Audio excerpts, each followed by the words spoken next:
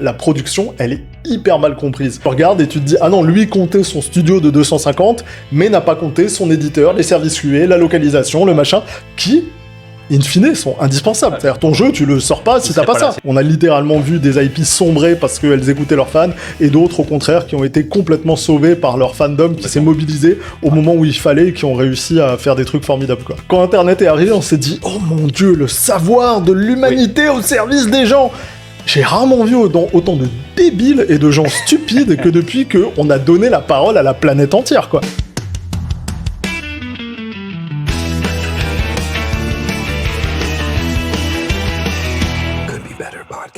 Salut tout le monde, bienvenue dans ce nouvel épisode de Could Be Better, le podcast qui donne la parole aux professionnels du secteur du jeu vidéo et de la création numérique. Aujourd'hui, le titre de cet épisode, c'est « Le jeu vidéo n'est pas ce que vous croyez ». J'en parle aussi, je vais le dire dès maintenant, mais à la fin aussi, mais c'est le dernier épisode de cette saison d'ailleurs. On en reparlera un peu à la fin, mais on arrête par « Le jeu vidéo n'est pas ce que vous croyez ». Je pense qu'il résume bien l'angle qu'on va avoir aujourd'hui, sur la discussion qu'on va avoir aujourd'hui. Parce que le jeu vidéo, c'est une entreprise, une industrie du moins, que beaucoup de gens commentent de l'extérieur, principalement, mais de l'intérieur aussi. En analyse, en critique, beaucoup de conviction, beaucoup trop parfois, mais pas toujours avec une vraie compréhension, ou du moins peut-être pas assez exhaustif, on va dire, ou peut-être pas avec la bonne, du moins, point de vue de ce qui se passe à l'intérieur. Et je viens de le dire, il y a des gens d'extérieur, mais des gens d'intérieur aussi qui commentent et qui n'ont pas tout. On parle souvent des studios, des publishers, des communautés, de décisions créatives, business, mais entre ce qu'on voit de l'extérieur et la réalité d'une production, d'une IP, on va en parler beaucoup aujourd'hui, ou d'une franchise, il y a souvent un gros écart. Créer un jeu, c'est déjà assez complexe, mais construire une IP qui dure, donc comprendre ton audience, garder une cohérence d'univers et faire évoluer une franchise sur plusieurs années, c'est encore autre chose. On va en parler juste après. Et pour ce faire, j'ai la chance aujourd'hui de recevoir Aymar. Salut Aymar. Aymar, excuse-moi, si jamais j'écorche, mais Azaïza, ouais. J'ai bien dit, parfait, j'étais bon. Salut Aymar. Salut. Content de te recevoir et merci pour ton temps. Bah écoute, très heureux de participer. J'ai vraiment hâte de rentrer plus en détail, mais avant ça, je vais te présenter avec mes mots. Et après, je te laisserai te présenter avec les tiens. Ok. Rapidement, donc Aymar est expert reconnu de la stratégie transmédia et du développement d'univers narratif. Tu cumules plus de 15 ans d'expérience dans l'industrie du jeu vidéo, notamment chez Ubisoft, où tu as accompagné et soutenu la vision, la cohérence et l'expansion des franchises majeures. J'ai dit où tu as, mais tu accompagnes toujours. Oui. Au fil de ton parcours, tu as travaillé à la croisée de plusieurs dimensions, notamment la narration, la stratégie de la marque, le développement d'IP, le licensing, les adaptations et les contenus de transmédia, avec une vraie capacité à faire le lien entre les différentes équipes créatives, business et production. Je parle beaucoup je fais une aparté rapidement d'IP ou de licensing ou de termes. Je pense qu'on les verra plus tard dans le podcast pour en parler pour ceux qui suivent un peu moins. Aussi, tu partages régulièrement ton expérience dans des conférences, dans des panels, dans des entretiens ou des podcasts comme celui-ci. Et vous apporte du contexte justement sur comment expliquer l'industrie de l'intérieur, comment ça fonctionne réellement, et puis apporter du contexte à toute cette discussion globale. Et nuancer certains discours parfois simplifiés autour du jeu vidéo. Rapidement, avant de te laisser la parole, pour donner la structure de l'épisode, on va parler, donc on a 3-4 parties, on va essayer de squeezer ça en 1h30. Je dépasse toujours un peu, mais j'essaie de tenir cette fois-ci. Première partie de ce que les gens comprennent mal du jeu vidéo. Donc, je vais juste remettre un petit peu les bases et qu'on parle tous le même langage. Ensuite, parler d'audience et de communauté. On parlera de brand, de transmédia et de contenu narratif, la différence entre un jeu et un véritable IP. Et pour finir, la réalité dans l'industrie et son écosystème. Si on a un petit peu le temps de rentrer en détail, j'aimerais discuter plus en détail avec toi là-dessus. Encore une fois, merci beaucoup d'être là aujourd'hui. J'ai hâte de commencer à discuter. Et pour commencer, je vais te laisser te présenter ce que tu fais aujourd'hui avec tes propres mots. Bah écoute, c'est un plaisir d'être là. Je pense que la présentation que tu as était assez exhaustive. Peut-être la partie qui manque est la partie plus intime, c'est-à-dire la motivation, le pourquoi j'ai commencé à m'exprimer de plus en plus sur l'industrie elle-même. Et c'est justement parti d'une frustration. C'était de voir que la lecture de l'environnement et de la manière dont ça se passait dans l'industrie était, à mon goût, assez biaisée parce qu'il manquait beaucoup d'informations. Donc, j'ai commencé à intervenir de plus en plus sur des podcasts, suite à des invitations, dans des colloques et autres, pas à la base parce que j'avais une envie d'évangéliser ou de convertir les gens à ce que je pensais, mais plutôt de donner des clés de compréhension et après de laisser les gens se forger une opinion. Mais je remarquais, et j'ai remarqué sur la durée, que quand les gens commençaient à comprendre comment on faisait les choses, l'idée était pas qu'ils les excusent, mais il était que leur façon de voir changeait quand même assez drastiquement leur rapport à l'œuvre. Et j'ai toujours trouvé que c'est un travail qui était hyper bien fait dans l'industrie du cinéma, qui était vraiment bien fait et assez clair sur le monde de la littérature, où tu as encore des émissions régulièrement dans lesquelles les auteurs viennent, s'expriment, parlent. Et donc on a quand même plutôt une bonne compréhension de comment ça se fait, c'est quoi un making-of, comment on fait un film, quelle est la vision du réalisateur. Mais dans le cadre du jeu vidéo, hormis du contenu promotionnel, l'industrie est quand même assez discrète sur ce qu'elle fait, et je pense que c'est ce qui conduit à des erreurs de lecture, de compréhension, et donc j'en avais marre d'entendre des trucs que je pouvais pas supporter, donc à un moment donné, j'ai commencé à l'ouvrir, et puis voilà, ça a continué.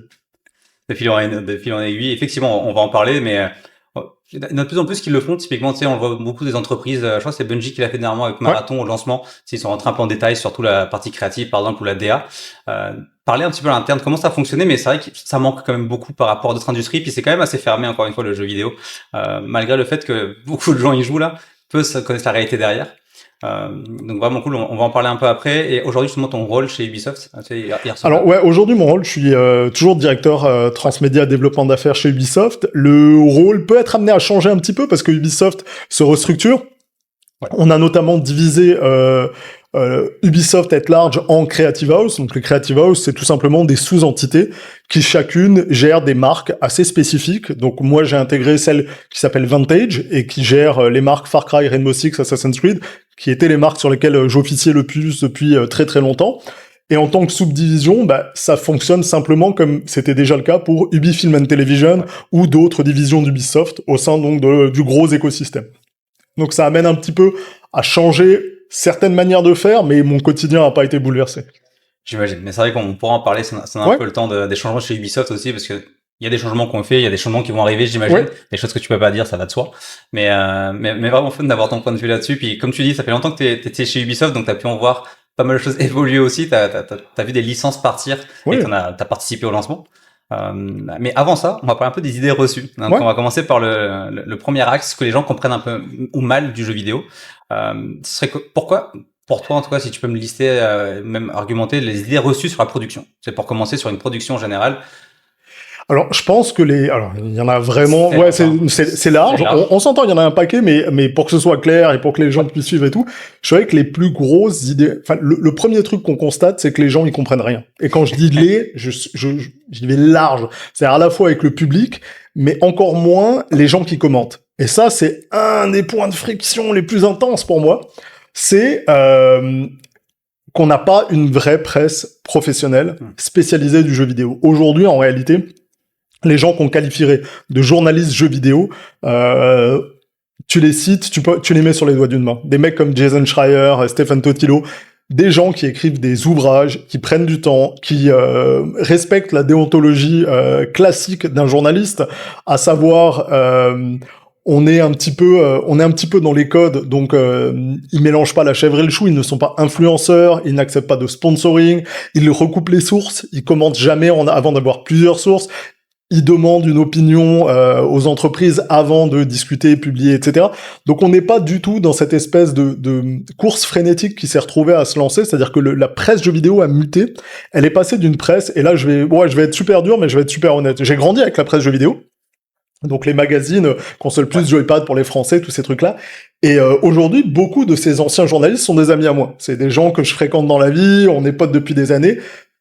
Eux-mêmes te diront, on était une bande de gamins super payés pour s'amuser, jouer à des jeux, et essentiellement, on faisait du public reportage.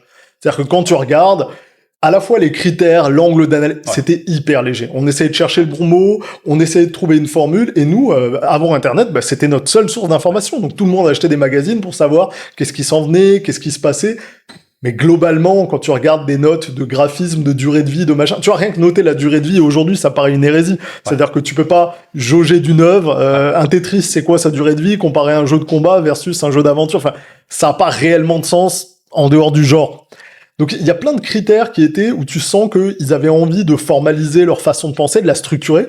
Et au final, ils faisaient des reviews un petit peu comme on fait des tests de matériel informatique, quoi. Tu sais, c'était le jeu vidéo, c'était pas une œuvre d'art, c'était pas une proposition créative, c'était un truc qu'on analyse froidement avec une grille, mais cette grille, elle était pas géniale. Et du coup, on était sur un angle très consumérisme. Le jeu vidéo, c'était vraiment j'achète pas, c'est cool, c'est pas cool. Et c'était à peu près le truc. Des fois, ils se plantaient, des fois non, c'était très drôle, c'était culte, on a grandi avec ça.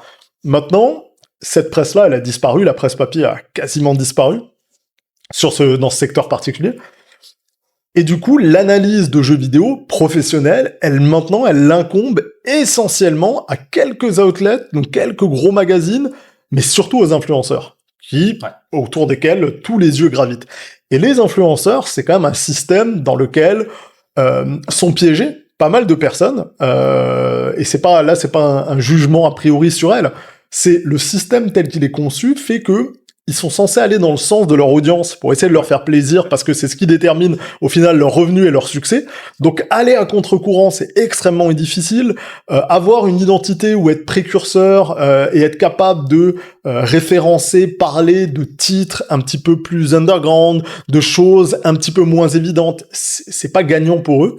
Et donc le système ne favorise pas ça.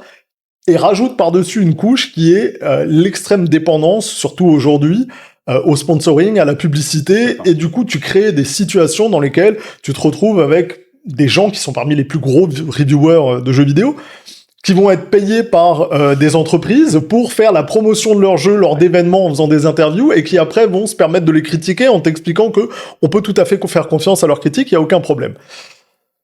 Évidemment, ça crée un climat assez complexe et ça ne pousse pas à s'interroger plus et à comprendre comment est-ce que le média fonctionne. Ça donne globalement très peu la parole en fait aux gens qui font, c'est-à-dire aux gens qui fabriquent les jeux. Ça s'interroge très peu sur leurs sources d'inspiration, sur ce que eux-mêmes prennent comme ressources, consomment, utilisent pour se développer. Et donc finalement, on cultive un entre-soi. Et ça donne lieu à des erreurs, à des mauvaises compréhensions. Et donc, globalement, tout ça pour dire, la production, elle est hyper mal comprise. Et ce qu'on sous-estime de manière claire, c'est la difficulté de faire une prod, la longueur d'une prod aujourd'hui. C'est-à-dire que la plupart des gens réalisent pas qu'on est sur du 4-5 ans pour du AAA, qu'on est sur des délais assez monstrueux. On comprend pas le nombre de personnes impliquées. Très souvent, on nous dit, oui, des 200, 250 personnes, 33 personnes.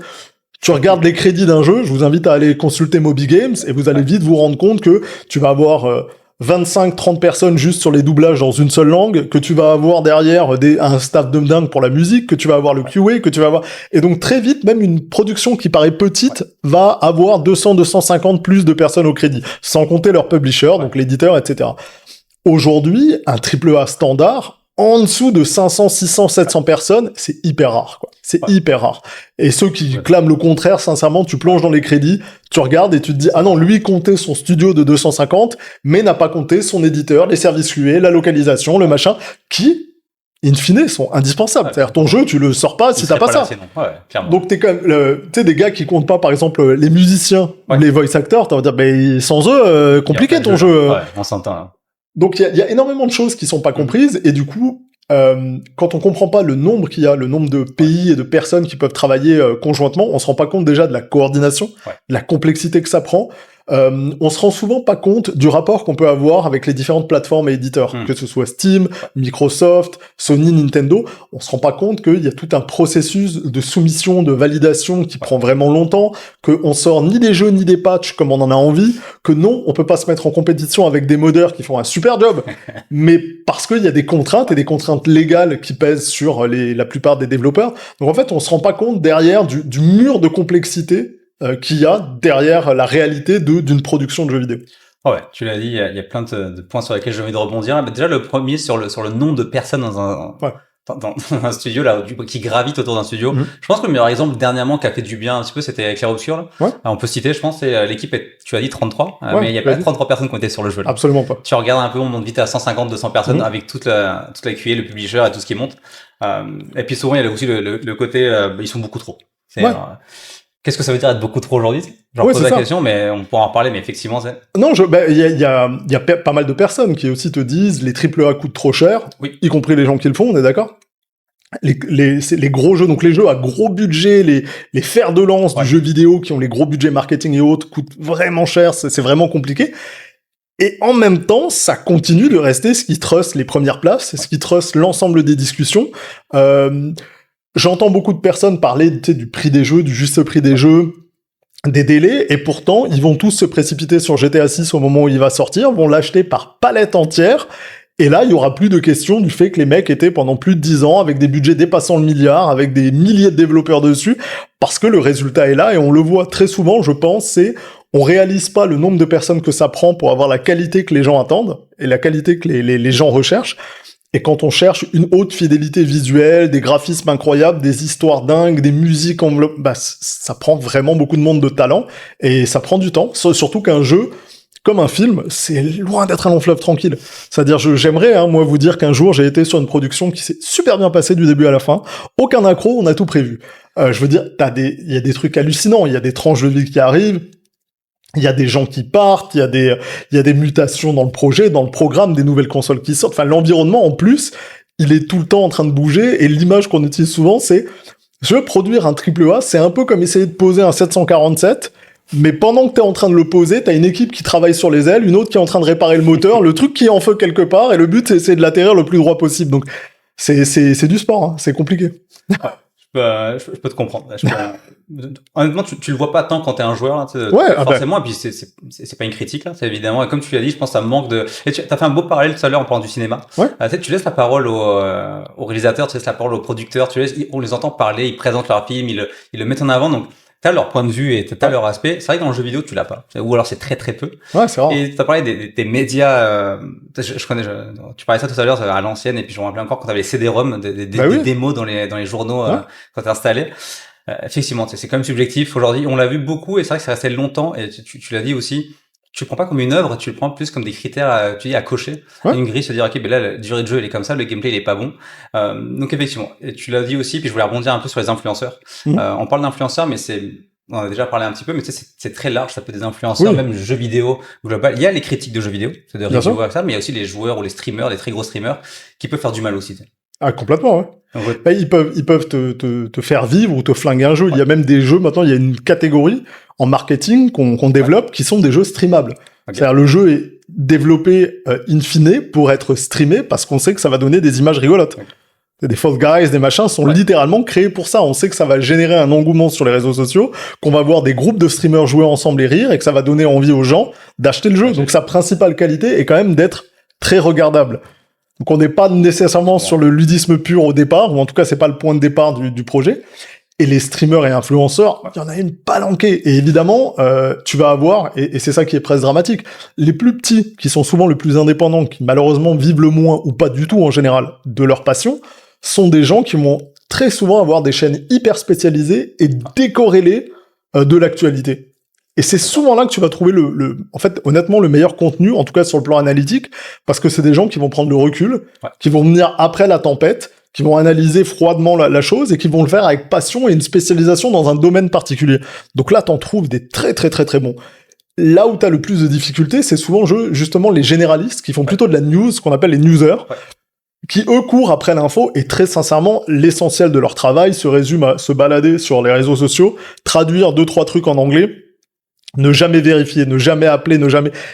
Et donc du coup, les gars sont tout le temps et dans l'actualité, et dans l'invective, et honnêtement, très souvent dans la sauce et dans le drama, parce que il y a énormément d'erreurs, parce que ils se trompent très très souvent, tout simplement parce qu'ils n'ont pas de vraies infos relayées et croisées. Encore une fois, ils ne parlent pas aux gens de l'industrie, ils vont sur Reddit, ils disent machin qui a fait des leaks, a dit que donc on pense que ça va arriver. On va dire, on est loin du Pulitzer, hein. Ils ont pas encore appelé, mais je pense que y a aucun gars dans le jeu vidéo qui est proche de l'avoir, quoi. Et finalement, tu vois, des gars qu'on peut plus ou moins apprécier, que ce soit pour leur goût ou leur personnalité, des mecs comme Jason Schreier ont pondu des super livres sur l'industrie du jeu vidéo où ils ont passé des mois à parler avec des gens a posteriori. Ils ont fait des post-mortem sur des jeux, ce qui était allé mal, comment, raconte l'essentiel de l'industrie. Et ça, c'est super important. Je trouve que ça doit être valorisé et mis de l'avant. Et à date, c'est pas quelque chose de très commun, hein. Ouais, ça fait un peu écho avec ce que je voulais venir juste après sur le fait, est-ce que, ça fait un bout de temps que tu l'as vu, est-ce que malgré l'ère du numérique, du stream, du digital, des vidéos à gogo, des reels, malgré ça, il y a autant de personnes ou peut-être plus qui ont l'impression pour toi, qui ont encore moins l'impression de comprendre comment fonctionne l'industrie, parce que logiquement, sur le papier, ils devraient plus le comprendre, vu qu'il y a plus de stream, il y a quand même plus de créateurs aussi de jeux qui en parlent.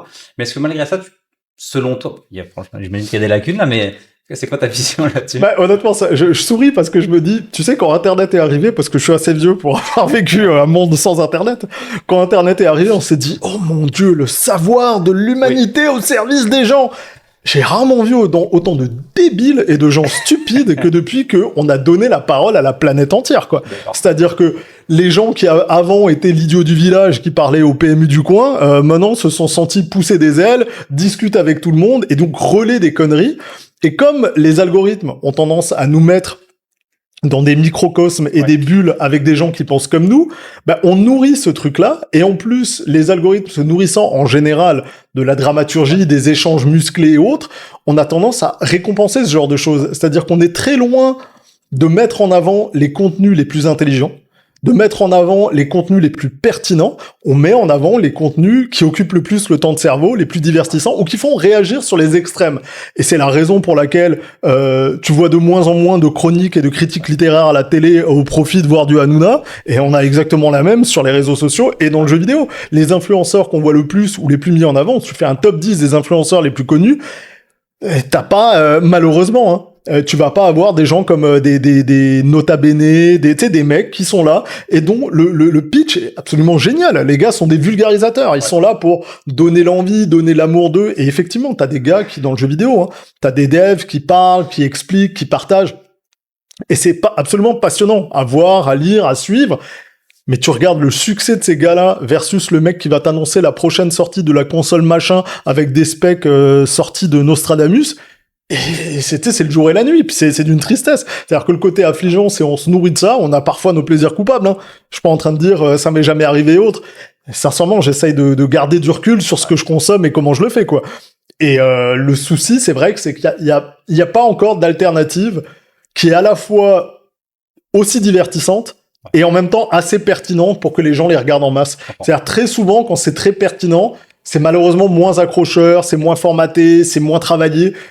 Et du coup, bah, les gens s'y intéressent pas. Mais c'est une grande tristesse pour moi dans une industrie qui me passionne et dont je comprends les rouages, tu vois. Ah ouais, je comprends. Ça, la vulgarisation est un grand terme. Et puis, comme tu dis, plus t'es précis et plus moins les gens ont du mal à accrocher ou il faut trouver son audience. Mais je te file. Dernière question là-dessus. On va peut-être passer à la prochaine après en parlant d'audience, justement, de communauté.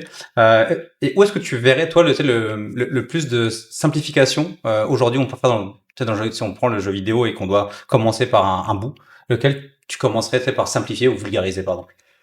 Franchement, j'expliquerais probablement le comment on fait des jeux, parce que ça, c'est quelque chose qui est à la portée des studios. C'est souvent, tu sais, une idée qu'on met loin derrière et on n'a pas, en fait, on n'aime pas se regarder le nombril quand on fait un making-of, parce que, sincèrement, je pense que les gens ne réalisent pas un truc qui est assez important. Quand on regarde un jeu vidéo, on a l'impression que quand on regarde les gens en parler, oh, chez EA, Ubisoft, Capcom, on a l'impression que c'est des monolithes où tout le monde est absolument d'accord, du début à la fin, et il y a un chef d'orchestre, et puis il joue la partition et ça déroule tranquille. La réalité, c'est on se prend la tête. Il y a tu sais, on n'est pas d'accord sur des façons de faire. Le design, tout comme le narratif, c'est des approches. On peut être totalement d'accord ou pas, et on le voit sur des films. Sur des films, on voit des directeurs et des producteurs s'engueuler, on voit Mais il y a un moment donné où ils ont osé cette introspection, ils ont osé se montrer sous leur jour, qui est pas le plus glorieux, mais parce que, ultimement, ils sont au service de l'œuvre. Ce qu'on veut, c'est faire le meilleur film. Et des fois, ouais, ça prend de la passion, ça prend des échanges, ça prend des désaccords. Mais moi, je trouve ça intéressant à montrer. La plupart des compagnies n'ont pas envie de le faire, et puis se retrouveraient à le produire elles-mêmes ou quasi pro bono, parce que, encore une fois, un jeu, c'est des années. C'est-à-dire, contrairement à un film, pour avoir vécu aussi et travaillé sur des films, le film, une fois que tu lances ta prod, c'est-à-dire une fois que t'as fini ta période de pré-prod et que tu rentres en prod, t'en as pour 2-3 mois. Et tu fais tes tournages sur tes différents lieux, et tu peux faire tous tes entretiens, tes interviews, tes discussions, et c'est fini. Faire ça sur 3-4 ans, c'est un énorme commitment. Tu sais pas comment le jeu va sortir, tu sais pas ce qui va se passer, mais je pense qu'il y aurait des studios qui gagneraient à ouvrir un petit peu les portes, à expliquer le comment on fait les choses, parce que ça permettrait un peu plus aux gens de comprendre ce qui se passe derrière. Et je pense que quand on comprend mieux comment se passe un film et autres, bah on a une autre lecture. Quand on le regarde de nouveau, on se dit, ok, d'accord, ça, ils l'ont fait comme ça. Putain, mais ça, c'était shooté en réel et les mecs, ils ont... Mais c'est dingue. Et puis, tu vois, tu commences à apprécier d'autres éléments que t'avais pas vus. Et je pense que c'est la base. C'est-à-dire, on apprend à parler le comment on construit ce genre de choses. Et je te dirais, il y a d'autres générations qui le voient très différemment. C'est-à-dire que les plus jeunes, la Gen Alpha notamment, coder, c'est quelque chose d'assez naturel, hein. Ouais. C'est-à-dire que beaucoup dans les écoles, avec différents types de programmes, hein, Minecraft coding, des codings pour Roblox, Scratch, apprennent des bases et comprennent vachement mieux comment un jeu se passe, et des fois le regardent et essaient de le décortiquer d'un point de vue vachement plus analytique et technique que des joueurs nés dans les années 80 qui ont toujours eu le jeu entre les mains, quoi. Ouais, je suis complètement d'accord. Pour rebondir là-dessus, est-ce que tu penses que Ubisoft pourrait le faire? Leur sur une prod et puis suivre le jeu. Écoute, ouais, franchement, oui. Ouais. Franchement, je pense qu'on pourrait le faire. On pourrait le faire. On a des jeux où on documente certains trucs et tout, mais je pense qu'il y a des meetings et des trucs critiques qui seraient, à mon avis, hyper cinématographiques. T'aurais des vraies belles scènes pour un documentaire, ça fonctionnerait très bien. D'ailleurs, il y a eu la participation d'Ubisoft à un énorme documentaire sur For Honor. Oui, qui est sorti en documentaire sur 4 parties à la télévision locale ici au Canada, mais qui a été monté sous une autre forme d'à peu près 2 heures en film pour être présenté dans des festivals. Je vous invite à le regarder, parce que là, pour le coup, on cache rien. Il y a des moments vraiment durs à voir pour les gens, par sympathie pour ce qui se passe, mais vous allez comprendre c'est quoi le grand 8 que peut représenter une prod. On mettrait le lien, et c'est vrai que oui, j'avais complètement oublié For Honor, mais on mettrait le lien dans la vidéo, 100%. On va passer à la section audience et communauté, qui me plaît particulièrement, de par Lovelace, c'est depuis ce que je fais depuis longtemps, et puis d'écouter les communautés, donc c'est celle que je maîtrise un peu le mieux dans celle-ci. Pour commencer, bon, j'ai ma vision aussi, mais est-ce que les studios, pour toi, comprennent vraiment leurs joueurs aujourd'hui? En réalité, la question elle est plus complexe qu'il paraît. Je pourrais être tenté de donner des réponses en te disant non, ils comprennent absolument pas. Je pourrais te démontrer qu'ils ont tous les outils pour comprendre absolument mieux que quiconque comment fonctionne un joueur. La réalité, c'est que pour comprendre un joueur, on est à la croisée des chemins entre de l'analytique pure, c'est-à-dire comment se comporte-t-il, et en même temps, qu'est-ce qu'il pense, et là, c'est beaucoup plus compliqué. Parce que là, on est entre le déclaratif, et il faut croiser ce qu'ils déclarent avec ce qu'ils font, et il y a parfois une énorme différence entre ce qu'ils disent et la manière dont ils agissent. Donc c'est assez complexe. Je te dirais que je répondrai pas pour les studios. Je te dirais qu'il y a des personnes expertes dans la compréhension des communautés dans les studios et d'autres personnes qui comprennent rien du tout à ce qu'est une communauté ou comment elle fonctionne. Bonne réponse. Je peux très bien te dire. Mais la question était large exprès là, et ça m'a emmené sur la deuxième. Quelle est la différence entre écouter sa communauté et la laisser te diriger? Alors ça, c'est la différence entre ce qu'il faut faire et ce qu'il faut absolument éviter. C'est ne jamais laisser une communauté dicter ce que doit être ton jeu, mais prendre en compte ses retours. Si tu écoutes de manière globale les communautés, je vais citer feu Steve Jobs, mais qui disait en gros, si tu demandes à quelqu'un ce qu'il veut comme un téléphone, jamais de la vie il sera capable de venir avec le concept d'un iPhone et un écran tactile. Parce qu'il a jamais... ça n'était pas un besoin, ça n'existait pas dans sa vie, ça ne rentrait même pas dans le champ des possibles. À partir du moment où tu lui as mis entre les mains, il comprend, et maintenant il peut plus s'en passer. Ben, le jeu vidéo, c'est exactement ça. Je pense qu'il doit y avoir, dans toute œuvre créative, jeux vidéo, littérature, il doit y avoir une partie assez... je vais utiliser un terme brutal, comme ça il va marquer, mais un côté assez dictatorial. Tu sais, c'est pas, comme on dit, c'est pas du design by committee. C'est pas l'élection du pape, on se met autour de la table, fumée blanche, fumée noire. Ça marche pas comme ça. C'est-à-dire qu'un jeu vidéo, à un moment donné, il faut qu'il y ait des gens qui prennent des décisions, qu'elles soient radicales, et les meilleurs jeux vidéo sont les œuvres qui ressemblent à leurs créateurs. Ils ont vraiment envie de dire un truc, ils ont envie de faire un truc, ça crée une œuvre singulière qui mérite d'être jouée. Il y a des œuvres qui sont plutôt consommables, des jeux de sport ou autres, qui sont faits pour les fans de sport, et donc là, l'objectif, c'est la sensation, ressentir, simuler, qui est une approche très très différente d'un truc très créatif. Et je suis pas en train de dire c'est bien, c'est pas bien. Je suis en train de dire si tu demandes à quelqu'un ce qu'il veut, il y a de fortes chances que... En fait, je dis il y a de fortes chances, alors je sais exactement ce qu'il nous dit. Vous savez, quand tu demandes à quelqu'un, il va te donner des exemples de ce qui existe. Ouais. Jamais quelque chose qui n'existe pas. Il va toujours venir en te disant « Moi, j'aimerais un jeu qui soit un croisement entre GTA et The Witcher dans l'espace avec machin. » Mais jamais il va te venir en te disant « Alors en fait, ce que je cherche, c'est un open world procédural dans lequel le sens du joueur, ce sera l'action de découverte et l'ADN, ça va être... » Il ne formule pas de cette manière. Et là encore, parce que, globalement, il n'y a pas forcément un énorme degré de compréhension analytique. Et la différence qu'il y a avec ce qu'ils disent et ce qu'on doit écouter, c'est que dans le jeu vidéo, tout le monde a une opinion, tout le monde la transmet, mais les gens ont tendance à aller plus loin, et peut-être par excès de confiance, mais expliquer ce qu'on devrait designer, sans savoir ce que ça prend le design.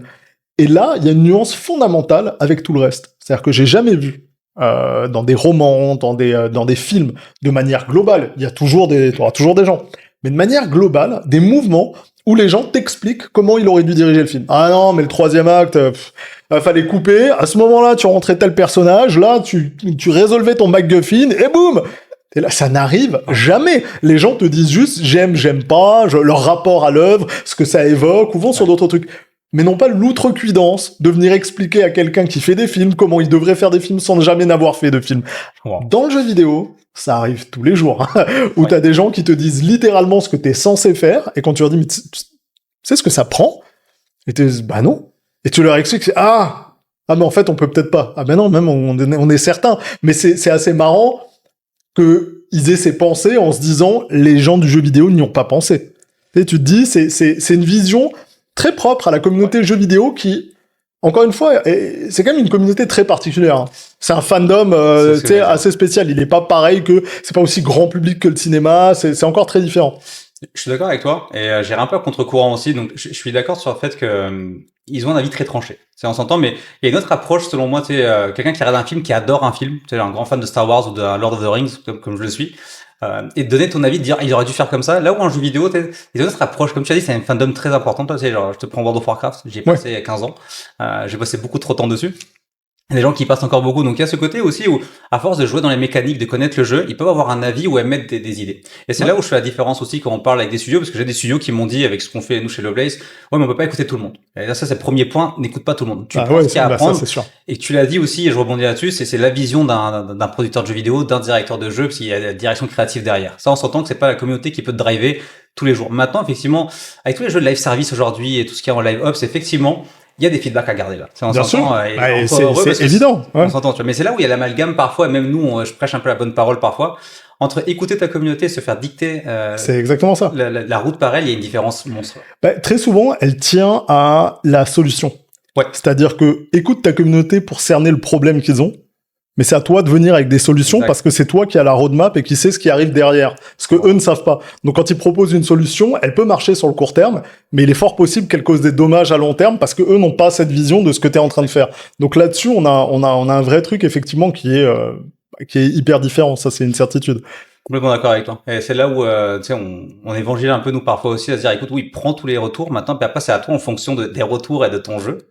Et parce que t'es derrière, t'as les mains en commande, ce qui est possible d'être fait, ce qui fait du sens ou pas. On s'entend aussi, et je vais un peu à contre-courant de ma propre réflexion. Mm-hmm. Je vais à contre-courant tellement que j'ai oublié ma réflexion.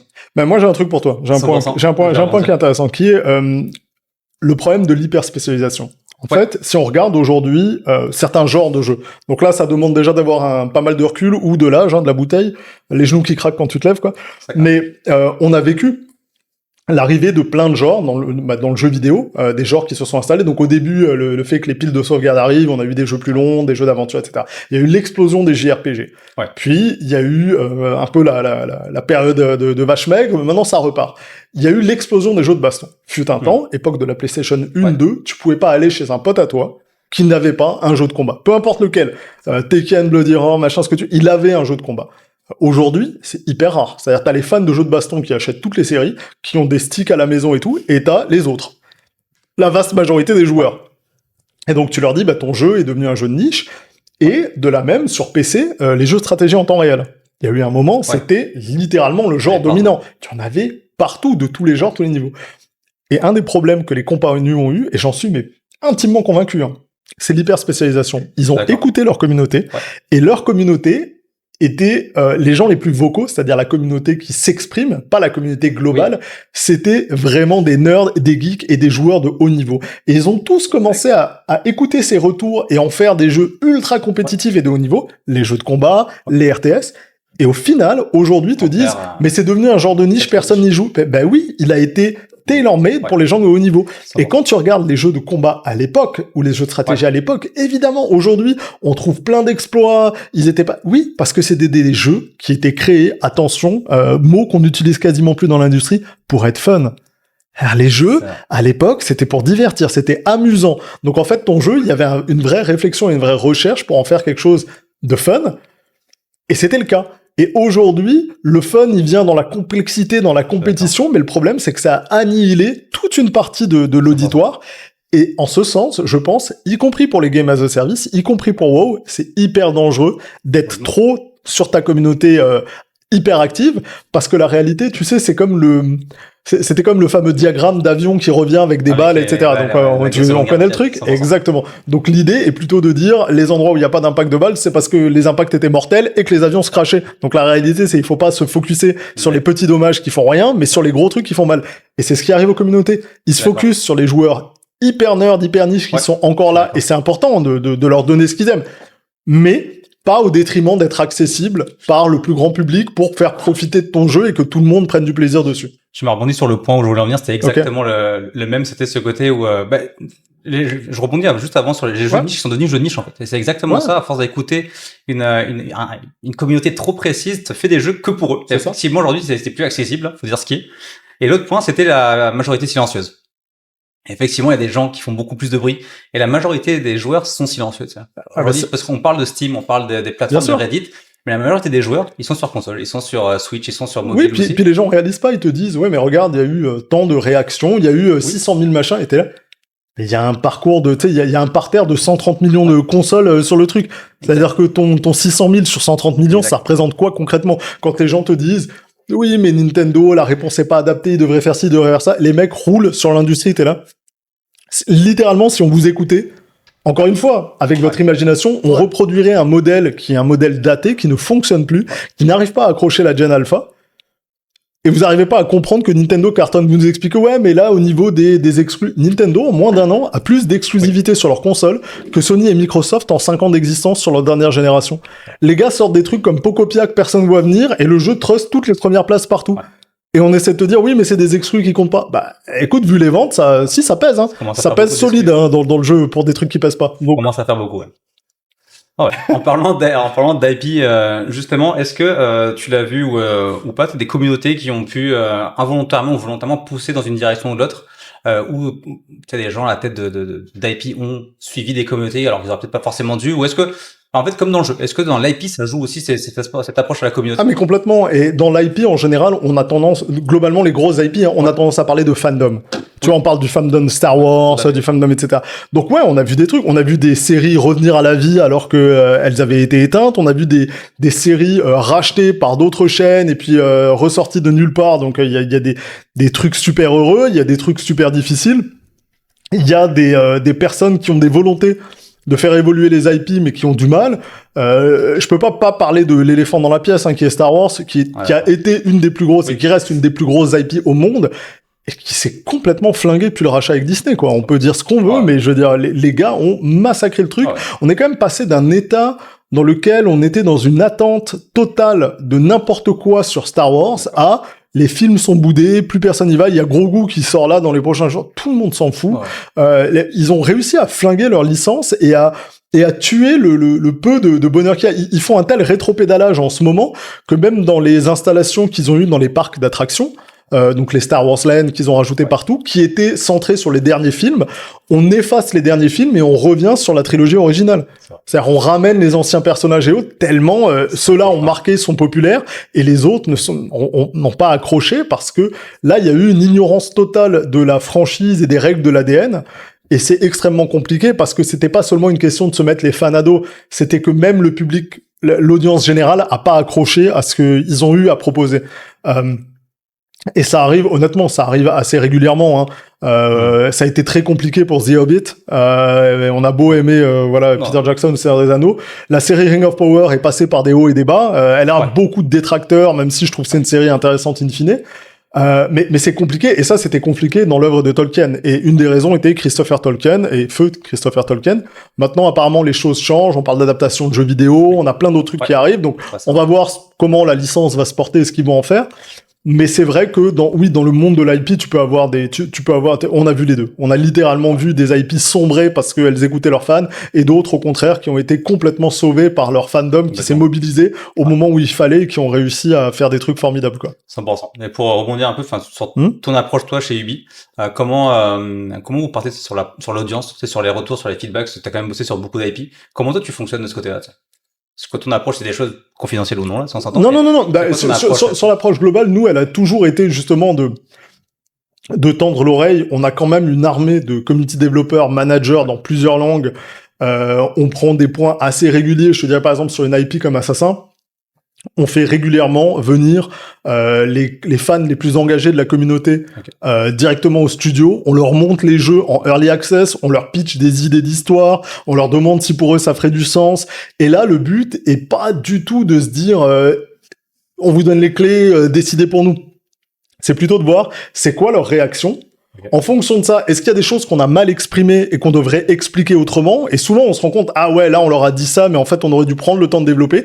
On développe les idées, on comprend ce qui fonctionne, et la plupart du temps, ça nous sert à ajuster comment on va appuyer sur certains éléments ou la communication qu'on va faire autour du projet, pour être sûr que ce soit compréhensible par le plus grand nombre. Et quand je dis notre communauté, je parle pas seulement de la communauté des joueurs, évidemment, sur Assassin. Ouais. Je parle des gens qui connaissent la marque, des cosplayers, tu sais, c'est une communauté, enfin, c'est très très large, quand on parle de jeux vidéo.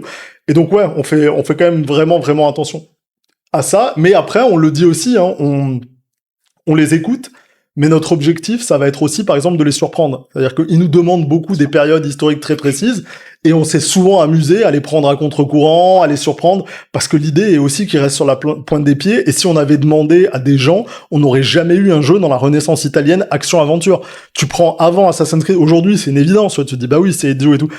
Mais tu regardes les jeux qui existaient avant dans la Renaissance italienne, en dehors de jeux historiques, tu sais, de vrais jeux d'enquête et autres, ou littéralement de jeux de stratégie. Donc il y avait pas de jeux d'action qui prenaient place, et depuis on en a eu pas mal, et maintenant beaucoup de périodes et beaucoup de trucs s'ouvrent à ça. Puis je trouve ça, c'est hyper flatteur, c'est super intéressant, et c'est ce qu'on veut faire. On veut à la fois délivrer des expériences attendues, et parfois justement faire des surprises dans des histoires ou des périodes qu'ils attendaient.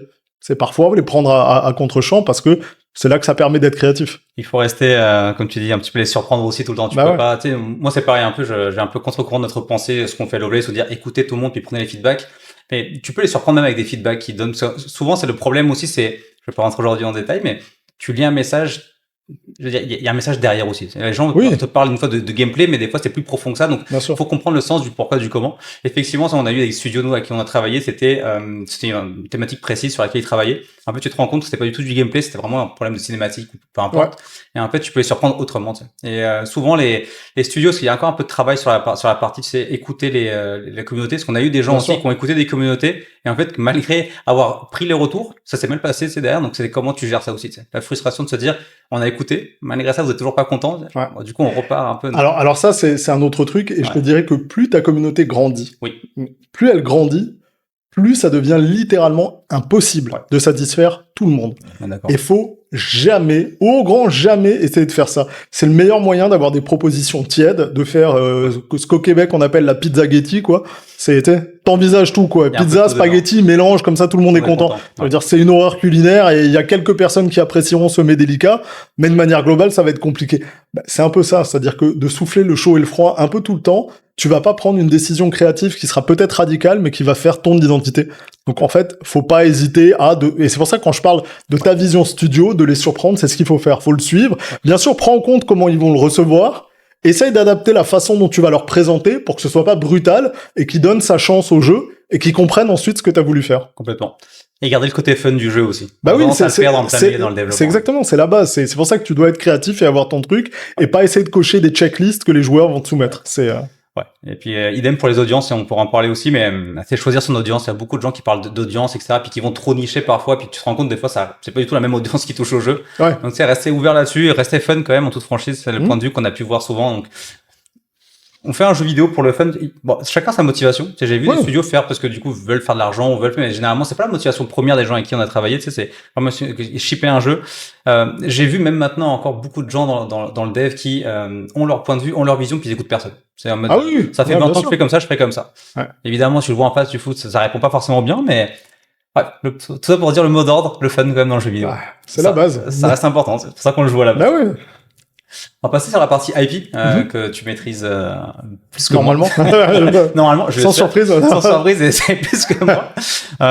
Pour commencer à la base, à quel moment, tu sais, où est-ce qu'on peut vous définissez toi, ou en général tu définis qu'un IP devient un jeu devient plus qu'un jeu. Ouais. À quel moment on fait ce passage-là. C'est vrai que c'est assez intéressant parce que en réalité, ça aurait dû être le cas dès le début, dès les premiers jeux, dès le premier. Mais le jeu vidéo, au départ et les premières interactions avec d'autres IP, c'est vraiment fait dans le sens, le jeu vidéo est une déclinaison qui va permettre de ramener un peu de cash ou de ramener des yeux vers ma série, mon film, mon machin. Là où le paradigme a complètement changé ces dernières années, c'est le jeu vidéo, c'est la ressource de base, et elle est déclinée elle-même en films, livres, autres projets, etc.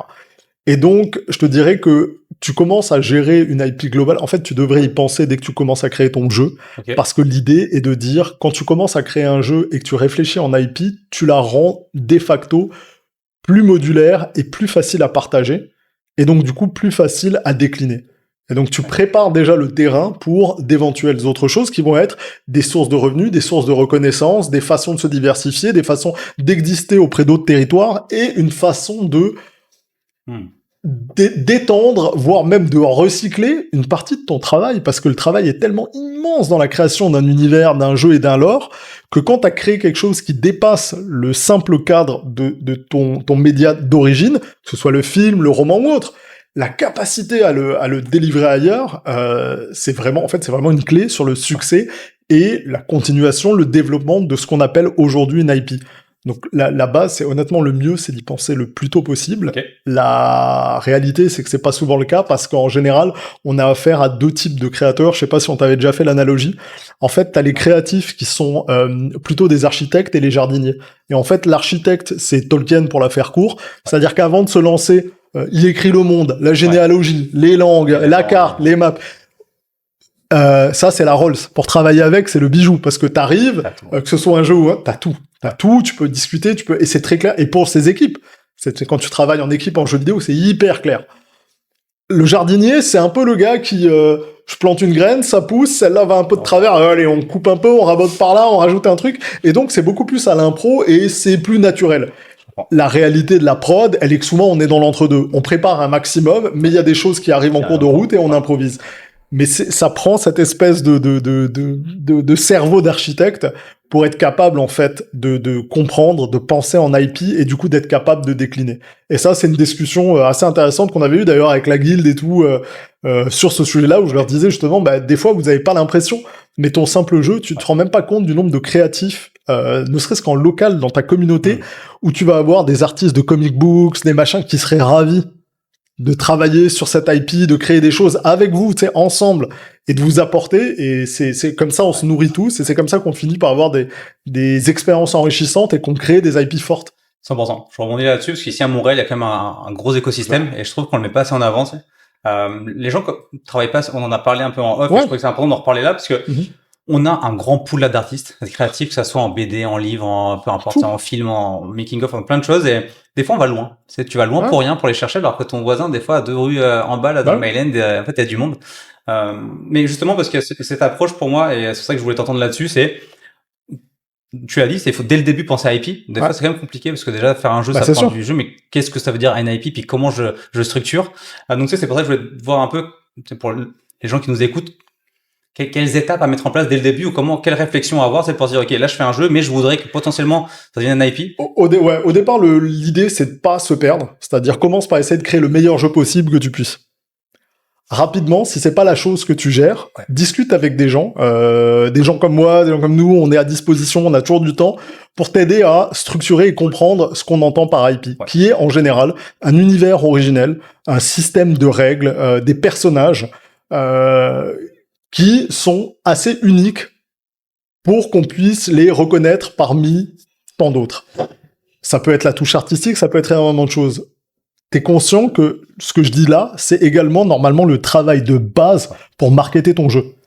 C'est-à-dire que si t'es allergique au marketing, la gestion d'IP, il y a des éléments qui risquent de te passer au-dessus parce que tu vas pas comprendre ce qu'on te demande. C'est-à-dire que pour la faire simple, l'intérêt du marketing, la naissance du marketing, c'est post-30 glorieuse, ça se structure au moment où on commence à avoir une abondance de produits et tu te retrouves pas à avoir une seule marque de petits pois qui s'appelle Petit Pois, mais plusieurs.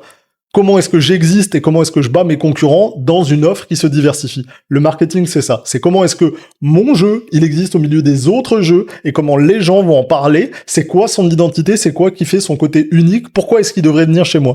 Et si tu te dis, c'est parce que mon jeu, il est bon, tu vas te taper un roller coaster d'émotions parce que les chances que ça se passe très très mal pour toi sont immenses. Et la réalité, c'est pas parce que ton jeu est pas bon. Ton jeu est probablement, certainement bon, si c'est pas le souci.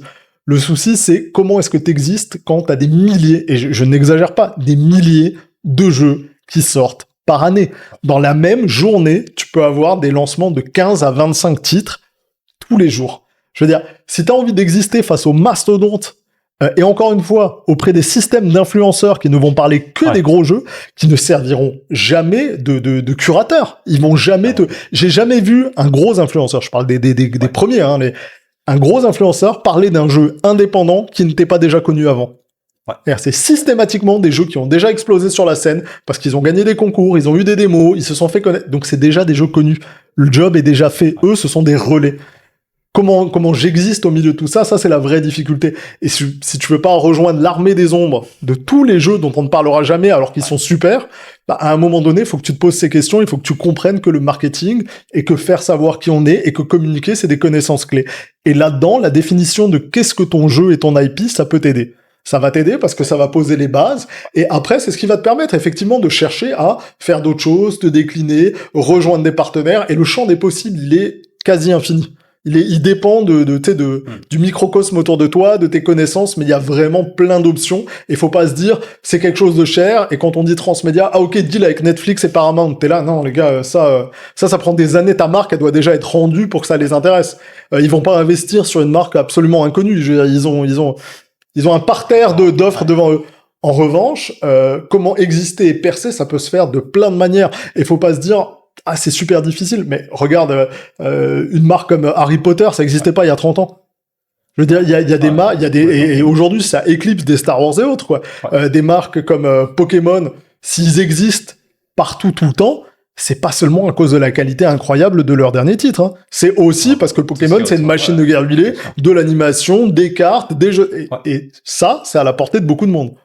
Ouais, c'était t'as répondu à ma prochaine question, c'est que il y en avait deux. Qu'est-ce qui distingue une franchise durable d'une non durable? Déjà, premier point, le marketing. On va commencer par là. Et je vais essayer de répondre à Gars, parce que je suis sûr que tu as des choses à dire. Et le deuxième, c'était quand je parle à Epic des studios indépendants ou moyens, ceux qui commencent à lancer ou qu'on shippait un premier jeu qui est cohérent. Tout de suite, moi, souvent, c'est ah non, mais on n'est pas rendu là. Dans le sens où c'est trop gros ou on n'est pas rendu à faire des séries. Mais ça commence pas par la série là? Non, c'est clair. Bah écoute, pour les deux trucs, comment est-ce qu'on dure, honnêtement, c'est ce qu'il y a de plus difficile dans ce milieu. Durer, ça veut dire rester pertinent.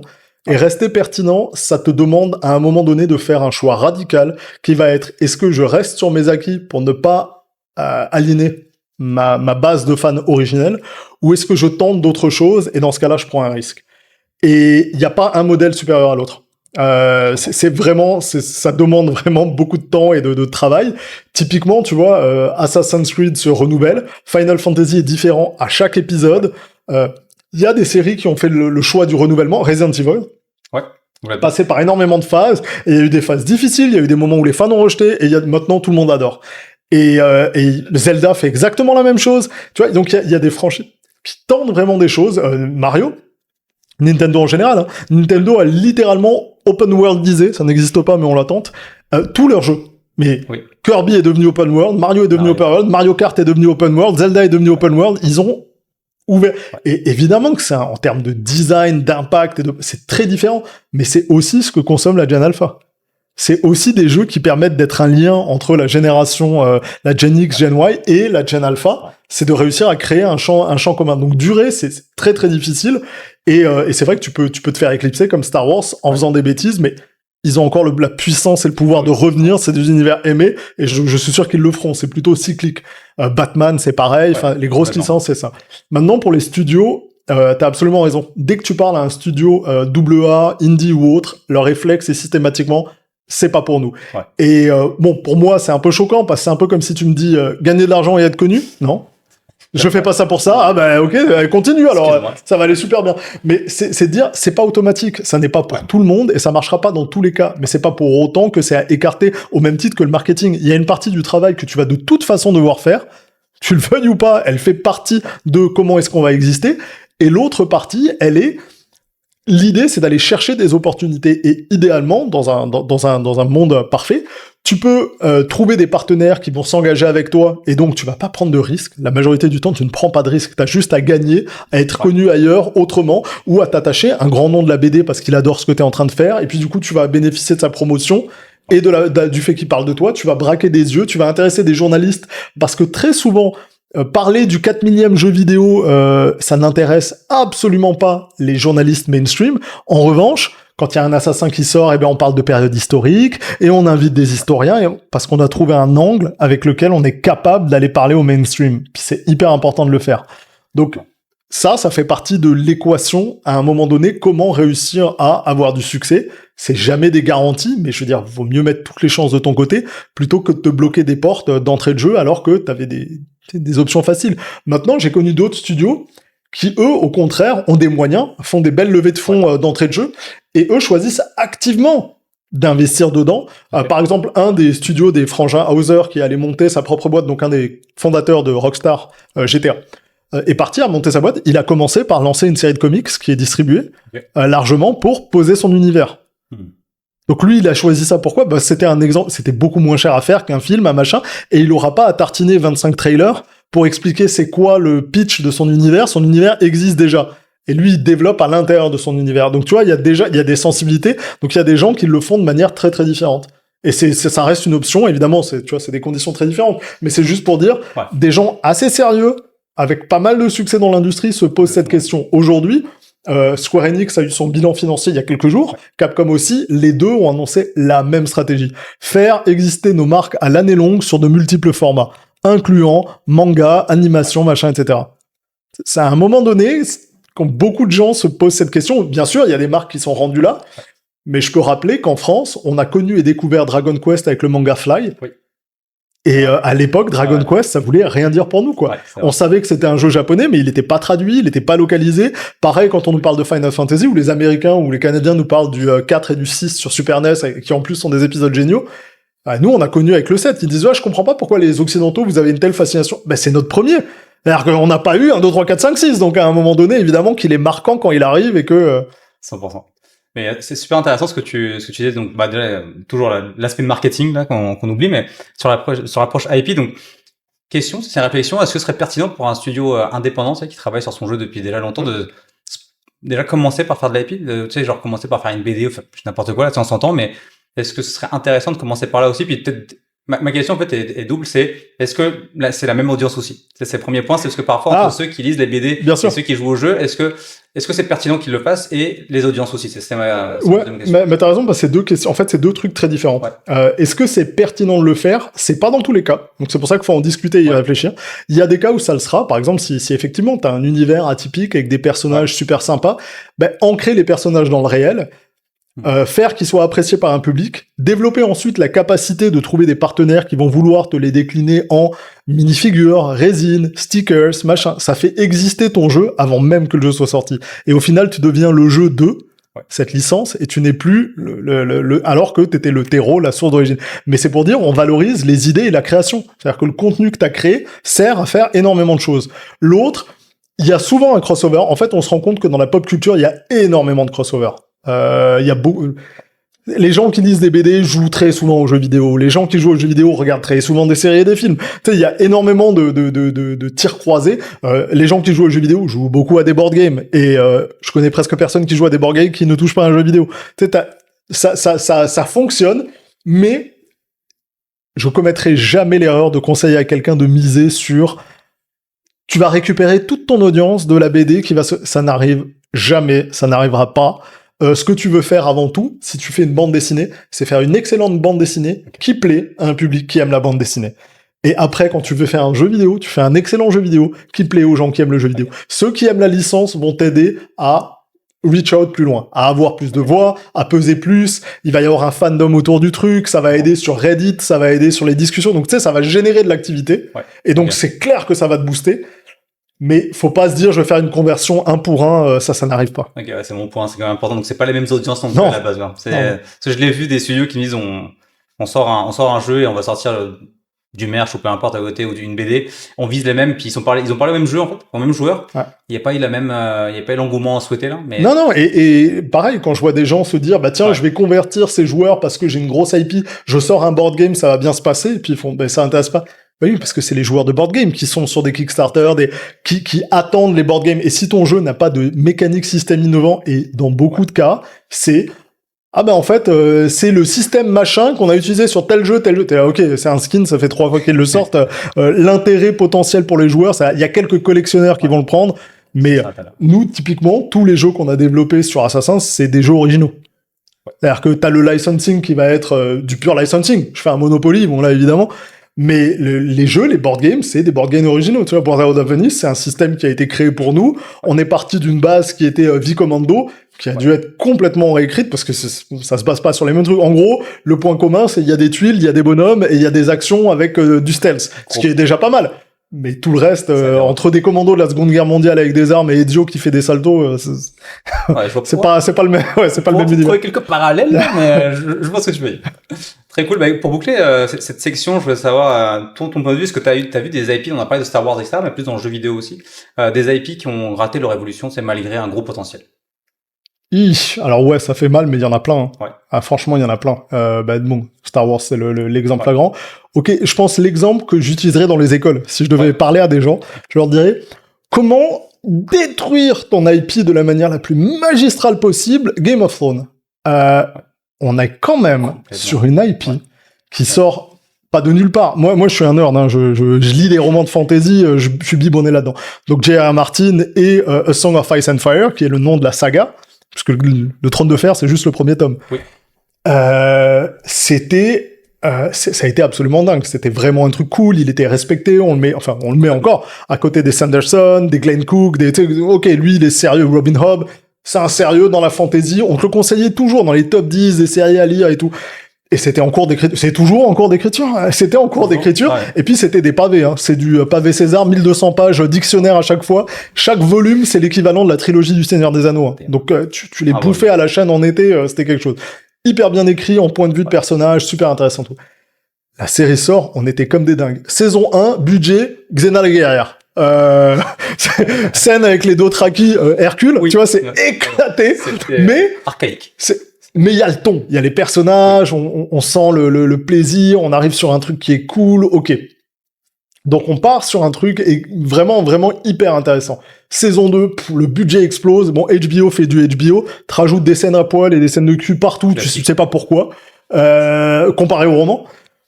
Mais tu sais, ça développe super bien, ça suit l'intrigue et tout. Ils ont quand même, c'est devenu un phénomène culturel. Oui. Game of Thrones, série la plus piratée de tous les temps, série où à l'époque elle est diffusée, série la plus vue de tous les temps. Personne sur Terre, même Lost, même Breaking Bad, personne ne regarde autant une série que ça. Tout le monde disserte tous les épisodes, ce qui est alors encore plus rigolo pour les mecs comme moi qui ont lu, tu sais, quand il y a The Red Wedding et tout le monde, oh mon dieu, t'es là, tu risques pas de me spoiler. Par contre, si tu le partages à quelqu'un, je te raconte ce qui se passe les 20 prochaines années, donc tu vas le payer très très cher. Donc du coup, tu vois, on a ce rapport-là. Et puis après, effectivement, il y a la sortie de piste. La fin de saison, il y a plus de les deux dernières saisons, parce que les gens parlent beaucoup de les deux dernières saisons. Il y a plus de livres. Donc J.R.R. Martin se contente d'envoyer des notes qui sont en gros, bah moi j'avais pensé que voilà ce qui allait se passer. Et t'as les deux showrunners qui n'ont qu'une envie, se barrer. Ils ont un contrat d'ailleurs avec Star Wars, qui a finalement ça a été une telle catastrophe, ils les ont même pas pris. Et ils ont tellement rushé et buté leur saison de merde que on en était quand même, culturellement, il y avait les whisky Game of Thrones, tous les produits dérivés, les gens, ils appelaient leurs enfants du nom des personnages dans le show, enfin, c'était insane. Et là, on n'en parle plus. C'est même pas une série c'est la honte, tu vois, c'est la série, elle est morte, plus personne veut en parler, elle n'existe pas. Donc, comment flinguer une IP qui était, partie sur les chapeaux de roue, et derrière, ça te sort quand même des spin-offs à la chaîne. Il y en a eu un des spin-offs qui était assez sympa, qui est l'adaptation d'une novella, qui fait 200 pages sur le chevalier et son écuyer. Très très bien, très sympa. 6 épisodes, mini-série. On n'est pas dans le scope Game of Thrones, château, trahison, dragon, et leur série sur les Targaryen et leurs origines. Tout le monde s'en fout, quoi. Elle n'a aucune pertinence. Donc du coup, tu vois, tu te dis comment buter une IP qui pourtant avait tout, et c'est drôle. Ils sont où les jeux vidéo Game of Thrones? Ils ont même pas eu le temps de les sortir. Il y aurait eu tellement de possibles. Et là, si tu te pointes chez moi et tu me dis donne-moi un 15% de tes revenus pour utiliser Game of Thrones, mais je rigole, je vais te dire mais ton IP elle vaut pas ça jamais de la vie, quoi. Ah, c'est vrai, je suis tout à fait d'accord avec toi pour Game of Thrones. Bah, en fait, c'est marrant parce qu'on n'en parle plus parce qu'on a oublié. Mais c'est ça de dire, c'est le plus gros ratage. Terrible, ouais. Le plus gros ratage, c'est même pas quand les gens disent Star Wars. Mais non, les gens Star Wars, ça les énerve, mais ils regardent encore. Et il y a Et il y a encore du monde. Et il y a encore des séries, Endor et machin, qui sortent, qui sont géniales. Mais il y a à boire et à manger et on mange pas souvent. En revanche, Game of Thrones, c'est carrément une série où, tu sais, l'inconscient collectif a décidé non, on arrête là, c'est bon, ça me fait trop mal d'y repenser. Deux saisons suffit, deux dernières saisons suffit à faire oublier. Des années de. Vraiment. Et puis c'est vrai, comme tu dis, honnêtement, et tu l'as dit, il n'y a pas de jeux vidéo, il n'y a rien. C'est tellement de choses qui auraient pu être faites avec. Tu vas avoir 2 jeux mobiles, une connerie qui se bat en duel, aucun jeu majeur, aucun gros triple A, aucun truc. Merci pour l'exemple de m'avoir rappelé Game of Thrones, j'avais complètement oublié. Comme quoi, c'était pas si mauvais de poser la question. On passe sur la 4e partie, Brand Transmédia Expansion. On a déjà commencé à y répondre déjà pas mal. Alors, on va quand même 2-3 questions quand même. Moi, la première, c'est qu'est-ce qui est le plus difficile pour quand une IP vit sur plusieurs médias? Donc, je pense qu'il y a une question de cohérence là, mais tu as plusieurs médias. Toi, t'es derrière ça, donc comment ça se passe? Et de toi, qu'est-ce que tu as plus de mal Le plus difficile, honnêtement, c'est quand ta série commence à grandir et c'est de gérer le fandom, parce qu'ils ont tous des attentes différentes et vont tous te dire qu'il y a autre chose dans la série qui les intéresse le plus. Ils ont tous un truc qu'ils viennent trouver et donc tu peux pas répondre à tout le monde en même temps. Donc fatalement, tu vas faire des frustrés. Ensuite, tu vas commencer à décliner et t'as des gens qui vont te dire « Mais moi, ça m'intéresse pas de voir ça. » Bah, le regarde pas. C'est-à-dire que on doit pas tomber dans une obligation de... Je vais citer un truc, je le cite souvent comme exemple de choses qui partent d'une bonne volonté, bien exécutée, mais qui à mon goût est maladroit et donc hors champ. C'était Final Fantasy XV. Donc FF15, t'as un jeu. FF15, t'as un film d'animation préquel. FF15, t'as une série d'animation préquel.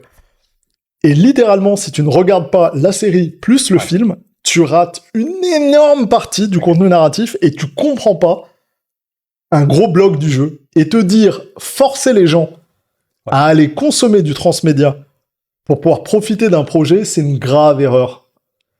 En fait, le transmédia doit venir nourrir et étoffer l'expérience, mais doit pas la remplacer. Ça, on l'a aussi appris à la dure, faut pas s'inquiéter. Et donc, c'est vraiment un truc qu'on a compris, c'est vraiment un truc qu'on a mûri. Et du coup, aujourd'hui, on essaye à chaque fois de proposer des projets, tu sais, intelligents, qui gravitent autour, mais qui nourrissent, en fait, le tout, l'univers, le lore. Et l'idée est de se dire, bah, chaque média, en fait, est très, très différent. Évidemment, j'enfonce une porte ouverte à un film, tu sais.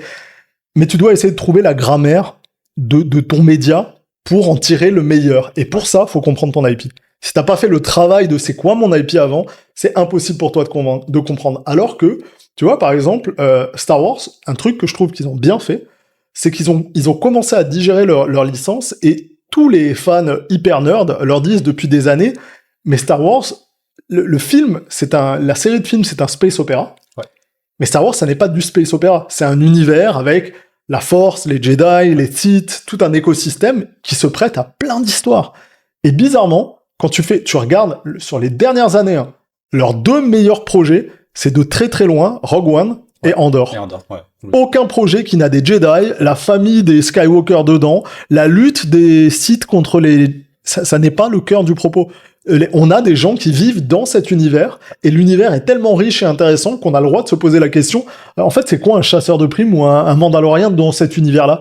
Oh putain, en fait, c'est cool. Et c'est pareil pour les jeux et pour pas mal de choses. Tu peux explorer d'autres trucs. Et je pense que, tu vois, quand tu as compris c'est quoi le cœur de ton univers, t'arrives à t'affranchir et à prendre des risques, et aller raconter autre chose qui peut être super pertinent, super intéressant. D'ailleurs, tu vois, finalement, Game of Thrones, je les critique, mais ce qu'ils ont fait sur un écuyer et un chevalier qui est un peu hors champ, bah, c'est ce qu'ils ont fait de mieux, parce que c'est une histoire, encore une fois, c'était une novella qui était déjà écrite, qui est bien. Bah, c'est du très bon boulot, et on devrait voir ça plus souvent. D'ailleurs, je pourrais prendre, parce que je pense que ça y touche, mais dans les excellentissimes séries, meilleures séries de tous les temps, Breaking Bad et Better Call Saul sont un excellent exemple de comment raconter. Et moi, je fais partie des gens qui avaient adoré Breaking Bad, et j'ai mis du temps à essayer Better Call Saul en me disant, est-ce que j'ai envie de revenir? Et la claque que j'ai prise en réalisant que c'est le même univers, mais c'est pas le même propos, c'est pas la même série, ça parle d'autre chose complètement. Donc c'était super intéressant. 100%. Et c'est ma question naturelle en t'écoutant aujourd'hui, c'est comment tu fais pour savoir si c'est pertinent ou pas.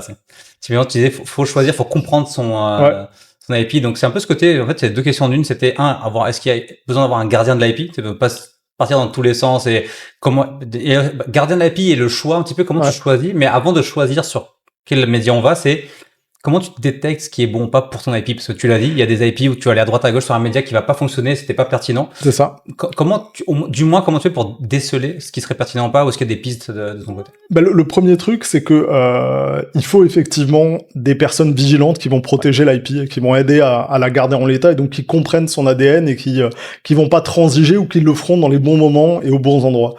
De facto, si tu ne définis pas toi-même ce qu'est ton IP, si tu fais pas l'exercice de la comprendre avec les gens qui la font, il faut que ce soit les gens qui la font qui décident de ce qu'elle est, ça va être les gens qui la consomment qui vont décider de ce qu'elle est. Et ça arrive très très souvent. Si toi-même tu choisis pas c'est quoi les règles de ton IP, je te garantis que ton fandom va décider à ta place très très vite et après tu vas être lié et quand tu vas faire autre chose, ils vont le vivre comme une trahison de tes propres règles. Règles que tu n'as jamais écrites. Donc c'est hyper important de définir c'est quoi l'univers et comment est-ce qu'il fonctionne. Et après, choisir quel est le meilleur média, là c'est assez compliqué. Honnêtement, il faut s'entourer des bonnes personnes et des bons partenaires. Parce que il y a très peu de personnes qui ont les compétences de comprendre comment se passent différents secteurs comme la BD, le film, le cinéma, la télé, et qui vont être capables de t'amener là où il faut. Il faut vraiment tomber sur les bons partenaires qui te respectent, et malheureusement, ça c'est hyper complexe parce que on est très souvent dans des rapports de force. On voit des jeux vidéo absolument géniaux avoir des adaptations absolument massacrantes sur les séries et les trucs. C'est pas que Halo a pas de fond d'histoire ou de moments forts. C'est que la manière dont ils choisissent de l'exécuter, la transgression de certains trucs. Ouais. Tu vois, les fans, Master Chief qui enlève son casque, il pardonne pas. Je suis un grand fan. Et moi, pareil, quand je vois le premier film Judge Dredd avec Stallone, je rigole quoi. C'est vraiment, c'est une blague. Ce film, tout le monde l'a oublié et tout le monde s'en fout. À la limite, gros prix pour les maquillages. Il y avait vraiment des trucs super cool. Mais en dehors de ça, c'est vraiment de la merde quoi. Alors que je vais être fan de Demolition Man et d'autres trucs, tu sais, qui sont. Mais tu regardes la nouvelle version avec Karl Urban justement, elle est ahurissante parce qu'ils ont compris. Et là, t'as un acteur qui accepte de pas retirer le casque, qui joue Judge à 200%, qui est monolithique. Et t'as dit, mais voilà, c'est ce qu'on veut. C'est une adaptation fidèle qui a compris, digéré. Ouais. Et c'est la différence avec quelqu'un qui ne le comprend pas. Et très souvent, à Hollywood, on a une population de directeurs et de producteurs vieillissantes. Et vraiment, je vous invite à regarder l'âge moyen des dirigeants à Hollywood ou même nous, des filmmakers qu'on adore. Tu regardes des gars comme Ridley Scott, machin, mais ils sont tous retraités. Ils continuent à être les patrons et à faire des films. Et c'est pas forcément des gens qui sont encore capable de comprendre une autre IP ou d'accepter simplement de travailler pour quelqu'un d'autre. Combien de fois tu les entends dire J.R.R. Martin a rebondi là-dessus et disait un truc très intelligent. Combien de fois on voyait des writers à Hollywood dire « mais je veux me l'approprier ». C'est-à-dire, mec, je veux dire, le gars, il a gagné des Hugo Awards, il est primé, son travail littéraire et narratif, juste sur ça, est ultra apprécié par le monde. T'es qui, toi, scriptwriter hollywoodien, pour croire que tu vas faire mieux? C'est-à-dire qu'à un moment donné, adapte. C'est tout ce qu'on te demande, tu vois. C'est-à-dire, joue avec les contraintes, Seigneur des Anneaux. Adapte, on te demande pas de transfigurer, on te demande juste d'adapter. Il y a parfois cette difficulté, et notamment quand ça vient du jeu vidéo, où en plus ils comprennent pas le média. C'est-à-dire qu'ils demandent à regarder 3 vidéos, qu'on leur résume le truc, mais ils rentrent pas dans l'univers, ils font pas l'effort. Donc en fait, la recherche et la quête du partenaire, elle est essentielle. Et elle peut être hyper longue. Ouais, c'était mon point. Bah, tu sais, je rebondis un peu sur Halo, là, je suis un grand fan à la base, donc je te cache pas que j'ai arrêté. Je crois que aux 3 épisodes, je crois que j'ai arrêté. J'ai même pas fini la saison, j'ai pas regardé la saison 2. Et puis, comme tu le dis, j'avais vu les showrunners qui disaient, en fait, on n'a pas ouvert les livres, on n'a pas vu le jeu, on fait nos trucs. Parce que, et c'était mon point aussi, je rebondis là-dessus, c'était, est-ce que l'adaptation doit rester fidèle et ou pertinente? C'est donc, je peux comprendre, personnellement, mon point de vue, que des fois, tu veux t'échapper un peu, puis faire des choses, et puis changer de média. Mais à mon sens, ça a quand même une base à avoir là. Typiquement, Halo, je pense qu'il y avait une chose et on était tous d'accord pour se le dire, c'est garde le casque. Tu vois, et c'est exactement ça sur ne pas comprendre l'ADN. C'est-à-dire que moi, je suis totalement pour qu'une adaptation soit une adaptation. C'est-à-dire, tu respectes le script, c'est donc le synopsis général. Tu respectes l'idée, tu respectes le rythme, le tempo, les alliances, les personnages. Mais tu le transgresses quand il faut pour le bien du film. Seigneur des Anneaux, il n'y a pas d'elfe au gouffre de Helm. Arwen, elle a été fusionnée avec Glorfindel. Il n'y a pas de Tom Bombadil. Moi, je peux rentrer dans des détails intenses. D'accord. Mais la réalité, elle est que le film est fantastique. Et que la plupart des trucs, Tom Bombadil, je vois pas comment tu poses un hippie qui chante des chansons au milieu du film sans péter le rythme complètement. Si à chaque fois qu'il y a un feu de camp, tout le monde se met à chanter, ça va faire comédie musicale. Donc tu sais, il y a un ou deux moments où Aragorn chante et tout, mais c'est vraiment mesuré. Et donc, moi, je trouve l'adaptation absolument géniale et les transgressions qui sont faites, elles vont dans le sens du mieux thumbs up, super. Il y en a eu dans Game of Thrones, dans les premières saisons. Ils ont raccourci, changé, ok, c'est pour montrer certains personnages sous d'autres angles. Ça va, pour moi ça passe. Il y a tellement de personnages, je crois qu'il y a plus de 17 points de vue dans Game of Thrones, ça passe. Mais je veux dire, le massacre des dernières saisons, c'est un suicide pur et simple sur le plan de l'IP. Et en général, ça vient effectivement soit d'une méconnaissance, soit d'une envie, en fait, de pas respecter, de simplement de dire, non, c'est moi c'est ma version et ma vision à moi, c'est ma vision de Batman. Ce qui est tolérable. Oui. Parce que Batman est établi non pas comme une licence transmédia, mais cross-média. C'est-à-dire que Batman existe à travers plusieurs œuvres en même temps, et Batman, c'est mystique. Batman, c'est en général le même personnage, c'est Bruce Wayne, il est milliardaire, il a son origin story, mais parfois ça change. Des fois, il est pas milliardaire, des fois, c'est pas Bruce Wayne, très souvent, et donc, ça permet, en fait, de raconter plein de fois la même histoire, sous différentes formes. Spider-Man, c'est pareil, ça, c'est plutôt des licences qui ont établi un certain canon et duquel ils s'affranchissent très régulièrement pour revisiter l'histoire. Donc, c'est une façon d'aborder le truc. Star Wars n'est pas comme ça. Et Game of Thrones l'est pas non plus, tu vois. J'avais pas la distinction avec le cross-média pour le coup. Il y a transmédia et le cross-média. Ouais. Bah, au début, on parlait de cross-média pour tout. Maintenant, on peut faire le distinguo quand on parle de un média qui existe en même temps, donc un univers qui existe en même temps sur plusieurs médias, mais qui se répondent tous et ils coexistent et ils font partie de la même famille. Et le cross-média dans lequel, en fait, on a plein de narratifs différents. C'est-à-dire, le Batman de ton jeu vidéo n'est pas le même Batman que celui du film, qui n'est pas celui de la série Gotham, qui n'est pas celui du comics. Et tu vois. Il y en a plein, notamment on le dit, mais mais les comics sont un peu différents, j'ai l'impression, parce que comme tu l'as dit, ça, le fait que tu puisses réécrire l'histoire un peu à l'infini, ça aide. Les comics ont cassé ce paradigme de façon moyennement élégante en disant bon, multivers. Allez, ça c'est fait. Il y a plein de Batman qui existent sur plein de planètes parallèles. Ouais, je suis complètement d'accord avec toi. Écoute, vraiment cool. Je pense qu'on a pas mal couvert le brand et on arrive un peu au bout de tout ça. Enfin, j'ai toujours plein de questions à te poser là, mais je sais que on va m'égorger à la. Voilà, au montage. Je vais commencer à arriver vers la fin. On va wrap up, mais je voulais parler un petit peu de l'industrie quand même, rapidement, tu sais, en quelques mots. Moi, j'ai un avis assez tranché sur beaucoup de choses, surtout sur la partie business. Okay. Tu sais, si on parle un petit peu de business, donc moi, le premier point, qu'est-ce qui est un peu sous-estimé dans l'industrie, genre que ce soit les gens, les studios ou la collaboration entre eux. Donc, je sais qu'il y a des choses, il y a des lacunes. Selon toi, avec l'expérience que tu as depuis ces années-là, qu'est-ce que tu trouves qui est sous-estimé dans l'industrie? C'est assez large. Ouais, mais sous-estimé du point de vue de qui? Dans l'industrie, c'est en termes de, tu sais, que ce soit de collaboration, mais d'un studio. Tu sais, t'as un studio aujourd'hui, qu'est-ce que tu trouves, en fait, de ton point de vue, plutôt, excuse-moi, qu'est-ce que tu trouves qui est sous-estimé? C'est, en termes d'importance, par exemple? D'importance, ou d'importance ou de collaboration, ou d'approche, est-ce qu'il y a des choses où, en fait, il y a des lacunes, où on pourrait travailler là-dessus, par exemple, où il y aura des... Ah oui, ok. Le temps que prennent les choses, l'importance des talents. Très souvent, on se ment et on se dit tel poste est remplaçable par tel poste. Des fois, c'est telle personne et c'est la personne qui fait la différence à un poste particulier. Donc le talent, il compte quand même. L'importance justement du narratif et de créer quelque chose de consistant. La documentation, le fait on se dit on y va, on part et on avance. C'est pas seulement que ça donne de la flexibilité, c'est que le problème, il va toujours y avoir des moments où vous allez devoir parler avec des personnes qui sont externes au projet. Que ce soit au moment où tu fais ta passe de pitch, au moment où tu vas parler à des partenaires pour faire du QA, au moment où tu vas te lancer dans un truc. Et si c'est difficile d'expliquer ton projet, c'est clairement que tu vas faire face à une montagne de problèmes. Donc en général, ce qui se pense et se conçoit bien doit pouvoir se partager facilement. Si t'es pas capable de vulgariser, c'est que t'as un problème dans l'ensemble de ton projet ou dans le concept ou dans le pitch. Qu'est-ce qu'on sous-estime? L'importance de savoir vendre un projet. Que ce soit à tes collaborateurs parce que tu veux qu'ils donnent toute leur énergie et toute leur passion à l'intérieur de ton jeu, que ce soit auprès de ta propre entreprise, parce que en général les premiers pitchs dans une grande compagnie c'est en interne et c'est réussir à exister en interne et avoir des yeux et du budget. En externe, ça va être d'aller trouver du financement et autres. Et encore une fois, va falloir convaincre que ton projet a une vision et est intéressant. Donc en fait, tu vois, finalement, ce travail d'IP et autres, il est fondamental parce qu'il est au cœur de tout et il est hyper sous-estimé. Et si t'as réfléchi à un truc fort qui est capable de se décliner un peu, des personnages originaux, des trucs nouveaux, des breakthroughs en termes de design et des choses qui vont être capables d'intéresser, tu vas être capable de chercher du financement, la participation, du soutien. Après, je te dirais que il y a pas mal de choses qui sont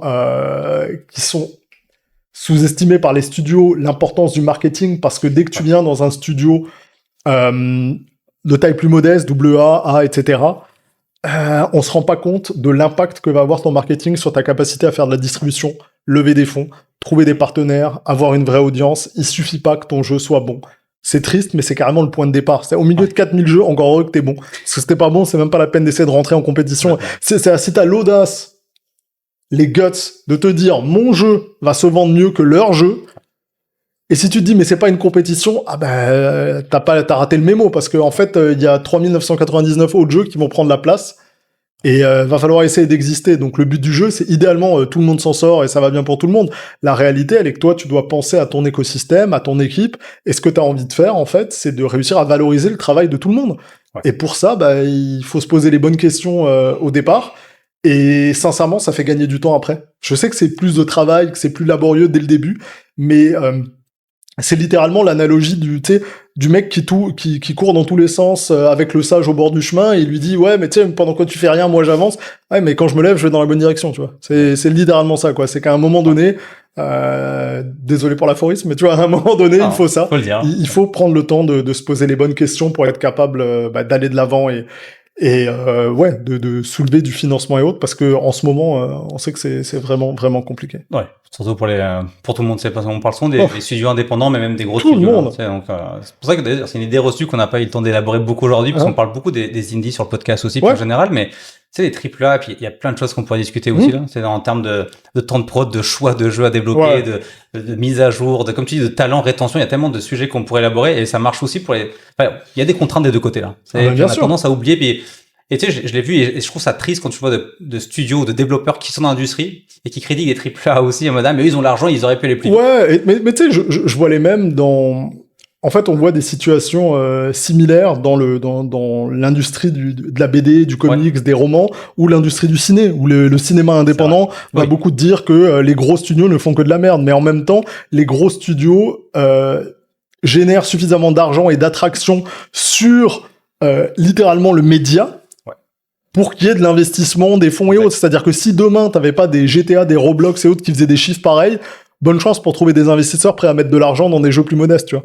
Ils le font parce qu'il y a un espoir de ces gros jeux, ces gros chiffres, ces explosions.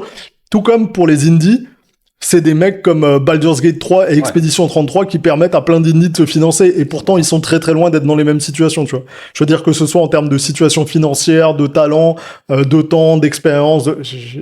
On a des gens qui ont eu des vagues entières par exemple, de consultants. Ils utilisent énormément de consultants sur le design et je peux te dire que ça part de loin sur certains trucs.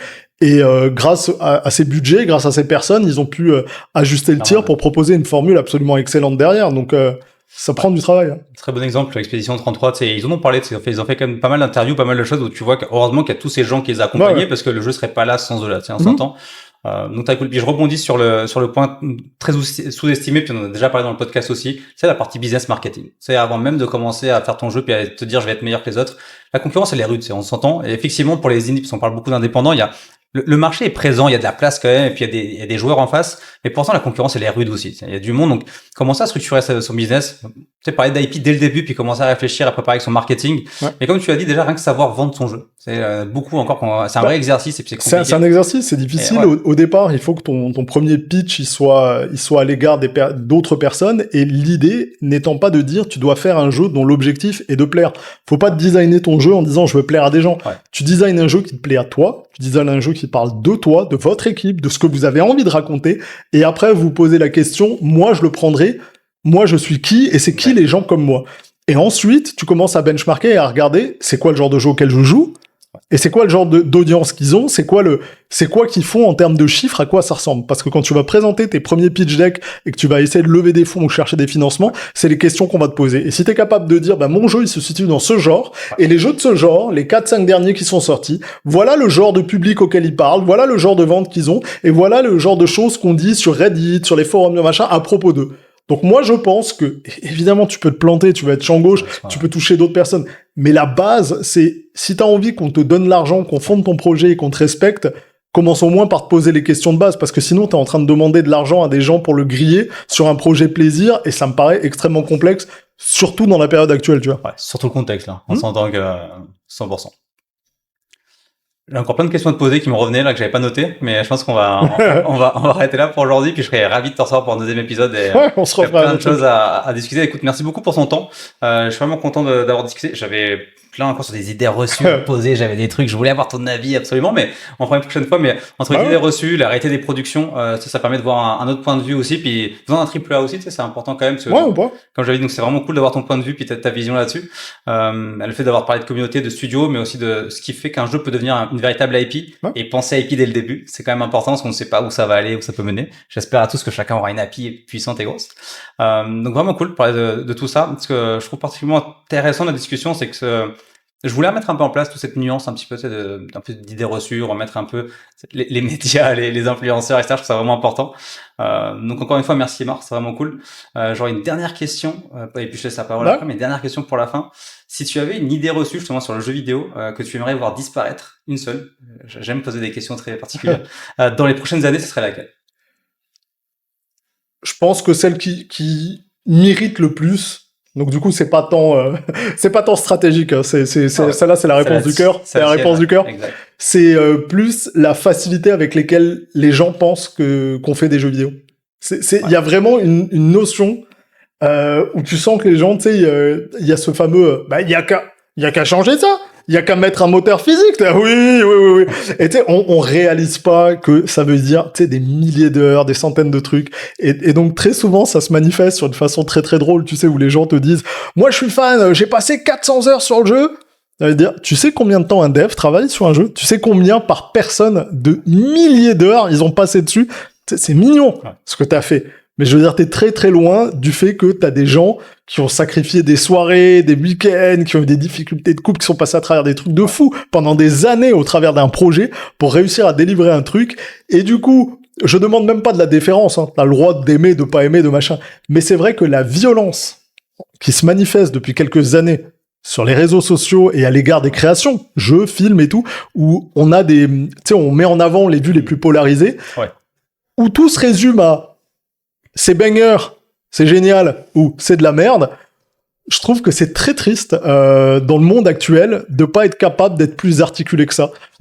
Mes gamins, depuis des années, quand on regarde un film, quand ils lisent un livre, je leur demande ce qu'ils en ont pensé et je te garantis que je me contente pas d'un « ouais, c'est cool ». C'est littéralement élabore. Utilise des mots, shoot ton vocabulaire, vas-y, donne à papa. Et c'est ce que j'attends des gens, tu sais. Apprends à comprendre ce que t'aimes, pourquoi tu l'aimes, et tu verras que tu vas apprendre à te connaître un peu plus, tu vas affiner tes goûts, et peut-être, ça va te donner un peu de curiosité, le goût d'aller vers d'autres choses, et tu vas découvrir tout un monde absolument génial dont tu soupçonnais même pas l'existence.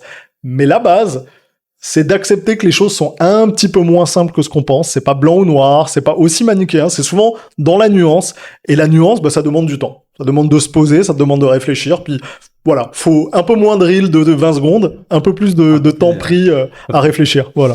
Écoute, sur ces paroles très sages, je te remercie encore une fois, Emma. Vraiment cool de t'avoir reçu aujourd'hui. Comme j'avais annoncé au début de l'épisode, n'hésitez pas à nous suivre sur tous les réseaux sociaux. J'oublie tout le temps celle-ci, à chaque fois on me rattrape. Suivez-nous sur les réseaux sociaux, on mettra les liens, et puis on mettra tous les liens aussi qu'on a discuté, pas mal de choses sur la vidéo directement pour retrouver toutes les ressources. Vraiment cool, j'espère que ça a plu à tout le monde. Comme je l'avais annoncé au début, nous c'est la fin de la saison 1. On est vraiment content, donc encore une fois merci à toi et à tous les invités que j'ai pu avoir. C'était vraiment fun, on a eu des très bons retours, on est vraiment contents. Saison 2 qui arrive, on va arriver à partir de l'automne prochain. Sûrement un changement de formule et pas plein, mais on sera là, on va revenir. Donc encore une fois merci à vous tous. On se retrouve après l'été, parce que j'ai besoin de vacances aussi. Toi aussi j'imagine. On en est tous là. On est tous là. Encore une fois merci à vous tous. On se retrouve très bientôt pour une saison 2. Merci Emma et à très bientôt. Merci.